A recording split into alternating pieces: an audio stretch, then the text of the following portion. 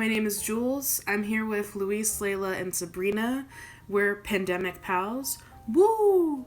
And we're going to talk about a visual album called Dedicated to Those Who.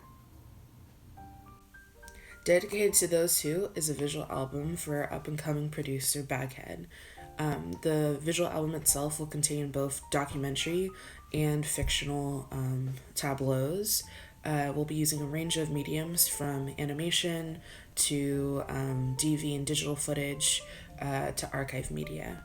The video itself will cover a range of different issues that San Franciscans are facing who have been born and raised here, and kind of show our experience in a city at war with itself. Dedicated to Those Who is a visual album that includes 4 tableaus where Baghead, the artist, journeys through San Francisco with a group of friends. Each of these tableaus speaks to specific moments of the Frisconian experience, which includes the very tight-knit community that is from here, as well as being kicked out of places that we've been all our lives. This will be intercut with interviews with locals or people who have been here for years and are community organizers. They'll be talking about the behind the scenes, so stories of San Francisco over the years and the changing environment, as well as the current moment that we're living in. At the end of the film, we'll end up at a kind of community gathering in which the people who have been interviewed clash with Baghead's world, and they have to come to terms with what is next for San Francisco.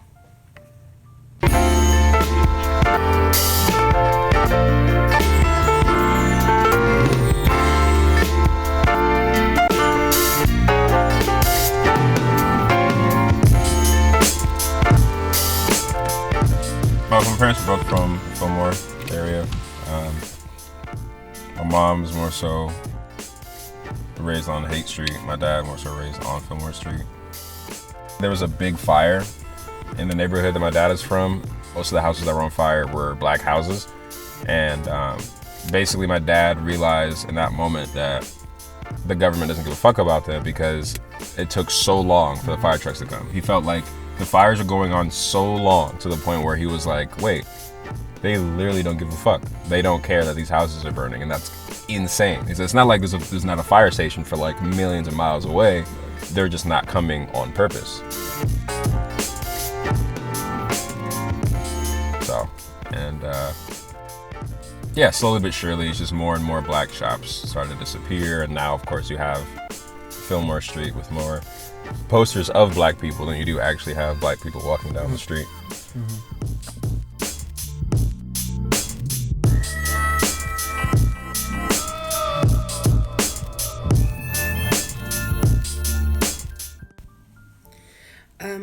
So why is this project important?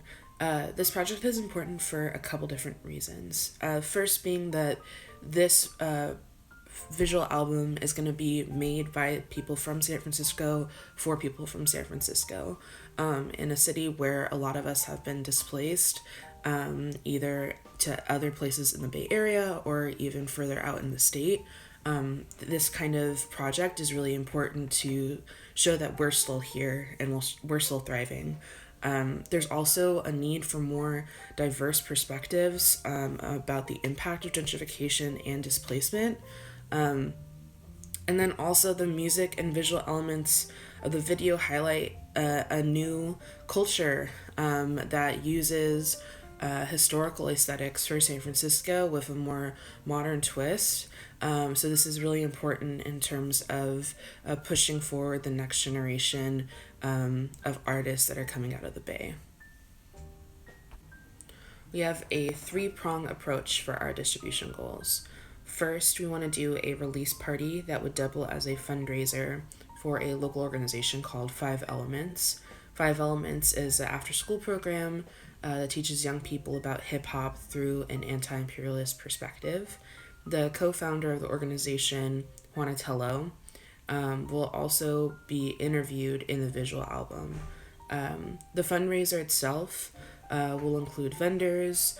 There'll be performances by other artists in the scene, potentially even screening of other projects that highlight the message that's given in the visual album.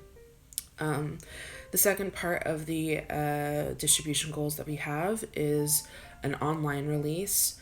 We want to create presence for the artists on the internet. So this will be through engaging in social media as well as online magazines, potentially dropping the visual album online through an interview in an online magazine. And then lastly, we also want to put this film out into festivals.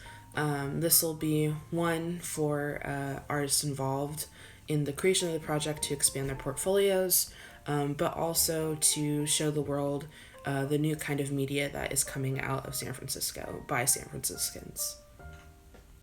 So let's talk festivals. There are a number of festivals that we have looked into. There are two types, I would say. There's either the indie category that one can submit to, or the music video specific category, which is a very interesting niche, and I think is something this project can totally take advantage of.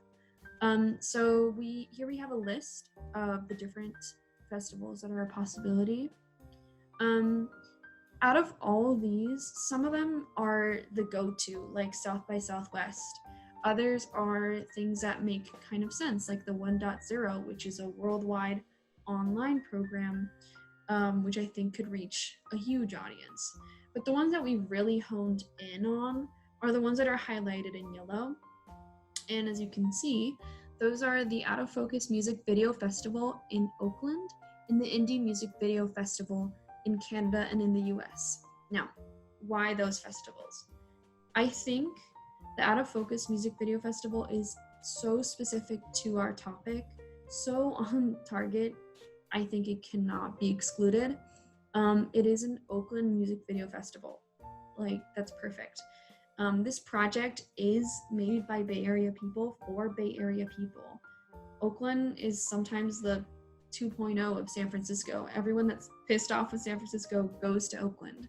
So this project really fits in that specific niche. It talks about topics that are concerning to people in Oakland, concerning to people in the Bay Area. It is actually the top music video festival in the Bay Area. So it would even be something where winning an award would mean something significant. I've also chosen the Indie Music Video Festival in Canada and in the US. And I think the reason why this is so ideal is because there are a number of music video festivals, but this is specifically for indie. Now, if we send something to the Los Angeles Music Video Festival or South by Southwest, there's a broad range of budgets that they might accept. But the Indie Music Video Festival is so specific.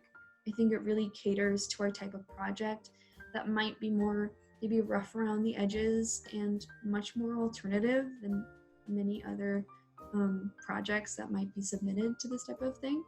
And I think it being indie is ideal. There's really an alternative style that is going on with this project. There really is a real, try and a real attempt for this to be creative. So an indie category is ideal. Also on this list, other than the Berlin Music Video Awards, which is also a high caliber festival, there is Noise Pop. Now, Noise Pop is an event that takes place oftentimes at the Roxy. I've seen it there multiple times. It is catered to local alternative youth. They've made many skater type of programs with documentaries about skater history. They've screened documentaries about alternative local musicians. It is very specific to our type of project, so I think that also works really well. Also, Noisy is something that's very interesting to look at because of the case study we will be looking at next. Noisy has been used by many artists to grow from really small to really large. It's been a platform for them to become even more popular. Although it isn't a festival per se, it is an opportunity for growth, and it is a platform for us to work off of. So let's look at the case study, which we will see in the next slide. So audience, I would like to look at a specific example, and that is Brockhampton. Now, Brockhampton has very humble beginnings. It started off as an alternative indie rap group. And although it is a little different in style in terms of the kind of rap that we are looking at compared to our project, I think it is perfect because it started off with very small numbers and then grew to become massively, massively popular. The example that I have in the slide is specifically their 2017 20-minute visual album. I think that is very much in the same vein as what we are doing. It has an indie aesthetic. It is very creative and very artistic. And it had about 800,000 views, which is significant for an indie group, but not as significant as their recently posted video. I believe I posted these numbers on May 7th, and it was about 2,300,000 or almost 2,400,000 at the time that I had checked, which was 2 days after it was posted. So although that is not a visual album, that is a music video that they made. This visual album really created an aesthetic for them to follow afterwards. It had much smaller numbers, but you can clearly see that these numbers grow significantly.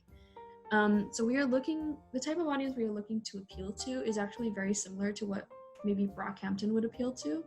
And it is that we are looking to appeal to a young, fresh, and alternative type of audience. Maybe late high school to college. The type of kid that wants to be more creative, the type of kid that wants to listen to something that's different, the type of kid that doesn't maybe listen to the radio. And, someone that's actually out there seeking new types of content, different types of things. This is a film that is made by youth for youth. And by catering to this type of audience, we're gathering a group of people that might become the tastemakers later on. It really is a matter of looking at what we will create eventually. We are honing in a type of person that will eventually decide what has value, what has creative, value, what has something that means something to a group of artists. And because we are catering to this type of people, we are really going in on being alternative. And I think Brockhampton is a great example of the growth that can happen from a visual album. Even if it's just 20 minutes, I think it can be huge. Hello everyone, my name is Layla and I'm going to be talking to you about the publicity methods we will be using to get our project to an audience. Given that our project is oriented towards those who have grown up in the Bay Area, we want to extend our reach to the community through merch giveaways. I have seen this run successfully as a way to promote up-and-coming series such as HBO's new show, Betty, that is targeted to a very similar demographic. A package idea that we have drafted would include a photo zine from Bay Area native Nick Dorenzi, who shoots behind the scenes and stills. An additional prize package could be a DIY cassette tape with Baghead's compositions, remixes, or even some of his favorite tracks. We believe that the greatest means of support is through community outreach. Five Elements has a hip-hop curriculum of intensive educational classes that combine hip-hop culture, social justice, history, and academic skill building. We will be working with this youth program to spread publicity through word of mouth and promote the project's importance. An additional attachment to this project to include is that one of our project collaborators, Mike, worked in the writing breakout rooms for The Last Black Man in San Francisco. We believe that his connection will be helpful in gaining attention from our intended audience. Moving forward but along the same lines of publicity, I will address how we will use the internet to get our project to an audience. First and foremost comes the social media takeover. We will be developing an official Instagram page to play into the attachment of our project. This will include GIFs, tile curation, and visual teasers. Looking at how to connect further, our team will be putting together official Twitter and Facebook pages. And digging deeper into the local community's roots, we will be organizing events with local radio stations to do shoutouts, interviews, and performances with platforms like Fault Radio, Hyde FM, and Orange Radio, as well as giving promotional content to media-oriented blogs such as The Fizzler, Wine and Bowties, Vice is Noisy, and Pitchfork. A final option to our digital promotion would be through paid advertisement. Hello there, I'm here to speak about distribution. Distribution is a very important aspect of this film solely because we're planning on helping grow Dirtbag's existing fan base by reeling in new viewers with his music, artistry, and the strong and passionate vision the film has. As Jules mentioned before, something great for this short film would be event-based screenings for the release party of the short and also the album. I think this would be a great opportunity to highlight the actual SF scenery by having the release parties in either San Francisco, Oakland, or perhaps both. One great factor about all of this is that the distribution is going to be self-distribution. Baghead is going to have everything under his YouTube channel as well as his website. I think it's going to be a perfect place for people to find this short film, and it's also going to highlight his new album coming out. Now let's dive into marketing. The video will be dependent on the type of circulation it has on the internet. So basically we're going to have the video promoted on all different platforms so it can reach all different audiences around the world. These different internet sources can go from Instagram, Twitter, different type of blogs, from music, film, and even art websites. I think it would be a great opportunity for different type of bloggers to actually comment on the short film and showcase it in a different type of way that we've never seen before. Now, promotions. I think street promotions is going to be a really strong factor on this. I was thinking about weed pasted posters, flyers, posters, and even stencils. I think it would add on to the entire aesthetic that the entire short film has. Dedicated to Those Who is a great opportunity for us to market it as a San Francisco-based film. Since the film's actually being shot in San Francisco, highlighting what are the great parts of San Francisco, and also having a musician that's from San Francisco, as well as his producer from San Francisco. So overall, it's just a great way for us to market the entire Bay Area so they can support where they live. Besides the Bay Area, places around the world would be so interested to see the different type of subculture San Francisco has. And we're firm believers that people would be flocking to the theaters to see this type of subculture in action.